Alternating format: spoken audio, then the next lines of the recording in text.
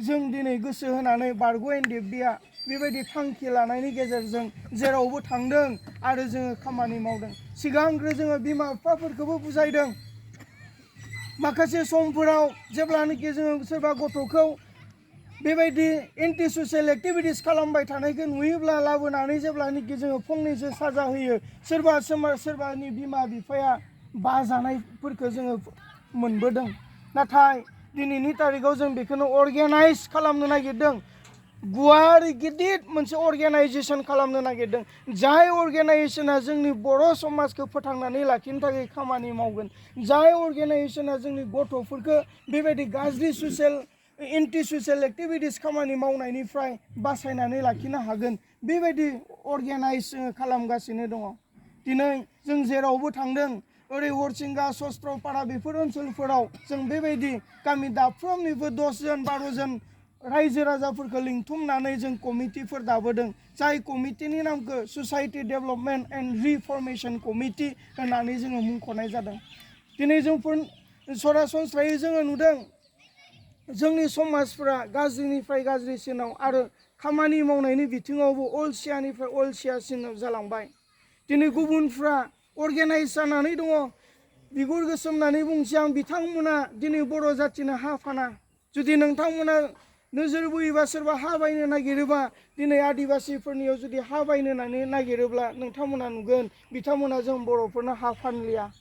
दिनै जों नुयो जायखौ जोङो नेपालि होनना मिन्थियो, बिथांमोना दिनै बर'नि इ रिक्सायावबो गाखोनो नागिरबावलिया। नेबाय थागोन जेब्लानोखि गावसिनि मानसिफोरनि रिक्साफ्रा फैगोन बा असमिया मानसिनि रिक्साया फैगोन, बेयाव गाखोनानै थांगोन। बेसांसिम सिरि सिरि अर्गेनाइज जाखुमानानै थाबाय।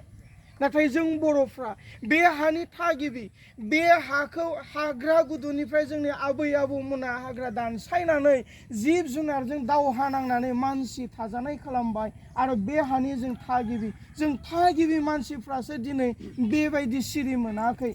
बेनिखाय साफ्रोम बर' रायजो राजाखौ जों फोजाखांनो नागिरदों। दिनै जों बेराफारसेथिं नुदों, जों खामानि बिथिङावनो जा गोबां अलसिया जों जालांदों। नाथाय जों जि जायगायाव जोनोम मोन्दों, जों सनानि हायाव जोनोम मोन्दों। मेघालयआव हा सिंनि सम्पतिखौ होदों, जावबानो खैला मोनो, फानना फैसा मोनो। नाथाय जों बर' जाथिनो हा सानि सम्पतिखौ होदों, गायबानो बिफाङा थाङो, बिनिफ्राय फिथाइ थायो। नाथाय जोङो जोंनि हाफोरखौ ओरैनो गारनानै दोनदों। 4 मासल' जोङो खेथि खालामो। दिनै दुब्लिफोराव थाङोब्ला गोथां समायना नुगोन, नाथाय आरो मास मोनसेनि उनावनो बेवहाय गोरान जिगाब गोरानल' नुसिगोन आरो 8 मास बे दुब्लिखौ गारनानै दोनसिगोन। रावबो खेथि खालामा। बेबायदि हमायसाफोरखौ जोङो नुदों। जेब्ला जों खेथियगनि खाथियाव थांदों, जे नोंथाङा मानो मेसें बोथोराव आबाद खालामाखै, नोंथाङा मानो गावनि फोथारखौ गारनानै दोनदों, जेब्ला कुइसन खालामदों, फिननायखौ बिथांमोना होदों जे जोंनि गामियाव मेसें बोथोराव आबाद खालामनो हाया। मोसौ हगारो, अमा हगारो, बोरमा हगारो। दिनै जोङो जौथाइ बोसोर मोसौ हगारनानै, बोरमा हगारनानै थांनानै थाबोबाय। नाथाय मा उन्नति जाबोदों दिनैलाय? जुदि मोसौ फिदों मोजाङै फिना जोथोन लानानै, बोरमा फिदों जोथोन लानानै जुदि फियोब्ला, आबाद थिलियाव जुदि हगारनानै होआब्ला, मेसेङानो जा दैज्लाङानो जा बे फोथाराव जों आबाद मावनानै बेनिफ्राय जोङो उत्पादन मोनगोन, बेनिफ्राय जों बेनिफिट मोनगोन। बेखौबो जोङो दिनै बावगारनानै दङ। दिनै आंनि गामिया दगरमाखा गामि। नेक्स्ट इयाराव 2024आव 100 बोसोर जानोसै, 99 बोसोर जाबाय। आंनि गामियाव दिनै सासेल' डक्टर दङ, बेबो गुबुनाव हाबा जानानै थांबाय। सासेल' इन्जिनियार दङ आरो हाइ रेंकिं अफिसार सासेबो गैया। मोजां रेंकनि अफिसार सासेबो गैया। दिनै 100 बोसोर जानाय मोनसे पुरुना गामियाव खमबाबो 10 जन आइएस अफिसार थानांगौमोन, 10 जन एसिएस अफिसार थानांगौमोन, 10 जन प्रफेसार थानांगौमोन। दिनै जोंनि गामिफ्राव 0। मानो जादों? दिनै जोङो हारसिं जुजिबाय थादों।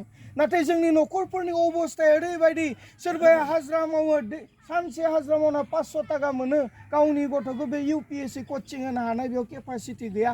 डक्टर फोरोंनो हानाय केपासिटि गैया। सोरबाया बेफार खालामो, सानसेयाव 1000 थाखाल' मोनो, बेयावबो न'खरनि खरस। हारसिं जोङो सानबाय थादों गावनि गथ'खौ फोरोंनो, नाथाय हायाखै। जों नाथाय दुसिबाय थादों जोंनि इउथ्सफोरखौ।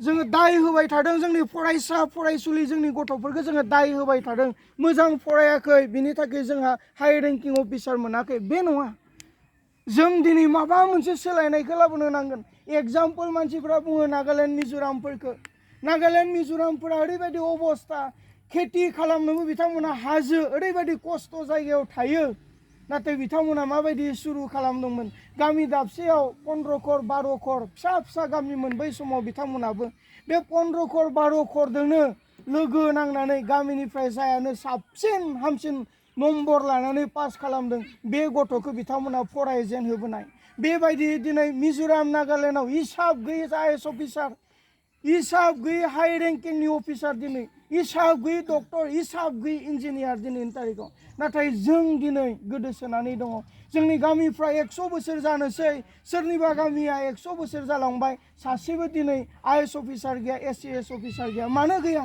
हारसिं नाजादों बेखौबो जोङो ओरैहाय फोरोंनो नागिरदों जे गामियैनो जोङो इउनाइटलिहै जोंनि गथ'फोरखौ थिखोनो हायो नामा जोंनि गामिफ्रा क्रिसमास जानो निउ इयाराव मा जानो बाजेट लायो बैसागो जानो मागोआव अमा बेदर जानो बाजेट लायो नाथाय जोंनि गथ'फोरखौ फोरोंनो दिनैसिम बाजेट लानायखौ जों नुवाखै नोंथांमोननि गामियाव थानो हागौ दङब्ला 27 नाथाय आंनि गामियाव बेबायदि बाजेटखौ आं 35 बोसोर बैसोनि मानसि जाना दिनैसिम आं नुबोआखै दिनै गामियाव दायित्व लानानै बेखौबो आं फोरोंगासिनो दङ दिनै जों बावगोमादों जोंनि गथ'फोरनि थाखाय मा मावनांगौ बावगोमादों दिनै गामियावनो जुदि मोनसे थुबुर जानानै आयेन जुदि बनायनानै लायोबा देग्लाय जोंनि गामियाव जायानो साबसिन हामसिन नम्बर लानानै मेट्रिकखौ पास खालामगोन बे गथ'खौ गामियानो फरायहोगोन होनना बुङोब्ला बयबो बेखौ होसोगोन गथ'फ्रा दिनै गामियानो जुदि जायानो हाई सेकेन्डारियाव साबसिन हामसिन नम्बर लाना गामिनिफ्राय पास खालामो बे गथ'खौ जों फरायहोगोन डक्टर फरायनो गोसोबा एन्ट्रेन्सनि थाखाय जों कचिं होगोन बेबायदि जुदि थांखि लायोब्ला हाई सेकेन्डारियावबो नोंथांमोननि आरो जोंनि गामिफ्राव 99% लाना पास खालामग्रा गथ'फोर ओंखारगोन जायानो डिग्री लेभेलाव मोजांसिन हाइस्ट नम्बर लानानै पास खालामबाय बे गथ'खौबो जोङो गामियानो फरायहोगोन जेब्ला थांखि लागोन जेब्ला सासे गथ'आ मोजां नम्बर लाना पास खालामगोन बे गथ'नि खाथियाव थांगोन आरो सोंहैगोन नोंहा थांखिया मा जुदि बेहा यूपीएससीनि टारगेटब्ला यूपीएससी कचिं गामियानो होनो हागोन एपीएससी टारगेटब्ला एपीएससीनि कचिंनि थाखाय होनो हागोन बा गुबुन मोनसे आयदानि गेजेराव फरायनो गोसोब्ला बेखौ गामियानो फरायहोनो हागोन नाथाय दिनै जोङो बेफोरबायदि थांखिफोरखौ लायाखै आरो दिनै बेखौ जुदि जोङो बुङोब्ला जोंहा गामिया माजों फरायहोनो बेखौ जुदि बुङोब्ला जोङो जोंनि ओरैनो थानाय हाफोरखौ जोङो बाहायनो नांगोन जों गामियैनो खेथि खालामनोबो सोलोंनांगोन जों मेसें दैलांसेयाव गावबा गाव सोरहाबा 10 बिगा 12 बिगा हाखौ जोङो माइ गायबाय मेसेङाव ओरैनो थायो रायजोहैनो बे 50 बिगा 100 बिगा 500 बिगा हायाव जुदि आबाद मावोब्ला बे आबाद मावनायनि फैसाजों जोंनि गथ'फोरखौ फरायहोनो हागोन बेखौ जोङो नोजोर बोदों बेनिखाय जोंनि कमिटिनि नामखौ डेभेलपमेन्टनि बेलायावबो ससाइटि डेभेलपमेन्ट